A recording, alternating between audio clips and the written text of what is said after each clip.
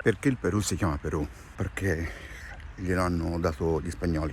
Quello che adesso è il Perù è gran parte di quello che era il impero Inca, si chiamava Tahuantinsuyo, quindi non ha niente a che vedere col nome del Perù. Come arrivano gli spagnoli in America?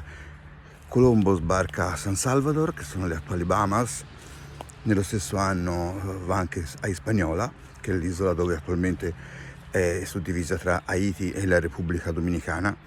Insomma, per chi ci va in vacanza a Santo Domingo, conquistano tutti i Caraibi, poi decidono di andare nello Yucatan a conquistare i regni Maya e praticamente subito dopo vanno a conquistare l'impero azteco, insomma in 3 anni più o meno conquistano completamente l'impero azteco. Intanto in quel momento, mentre arraffavano a destra e a manca, e siccome non è che gli bastasse, comincia a girare una voce che c'è un regno ricchissimo, il regno del re Birù, e quindi per la gente c'è questa terra del Birù che è una terra ricchissima. Ora di bocca in bocca Birù diventa Pirù e poi da Pirù alla fine Perù. Succede che Pizarro gli viene incaricato di andare a cercare a conquistare queste fantomatiche terre del Birù. Lui entra nell'impero Inca e già un anno dopo la sua partenza il re di Spagna, mi sembra nel 1529, lo fa diventare governatore del Perù.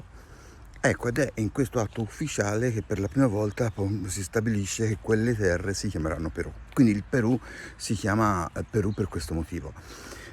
Pizarro in tutto sommato poco tempo riesce a catturare l'Inca Atahualpa, lo uccide, poi invece ci sarà una guerra lunga decine di anni per poter conquistare tutto ciò che rimaneva del Tahuantinsuyo, perché gli Inca non si arrendono dopo la morte di Atahualpa. Dopo circa 40 anni viene conquistato anche l'ultimo avamposto degli Inca, Vilcabamba, e con questo il Tahuantinsuyo smette di esistere. Quindi il Perù si chiama Perù per un'incomprensione, porta il nome che deriva da un re che non era il loro, che stava da un'altra parte, potevano stare tra Panama e la Colombia, comunque che aveva poco a che fare col Perù, e che era quella terra ricchissima, favolosa, che era a sud dove gli spagnoli stavano cominciando a conquistare, cioè il Messico e i Caraibi.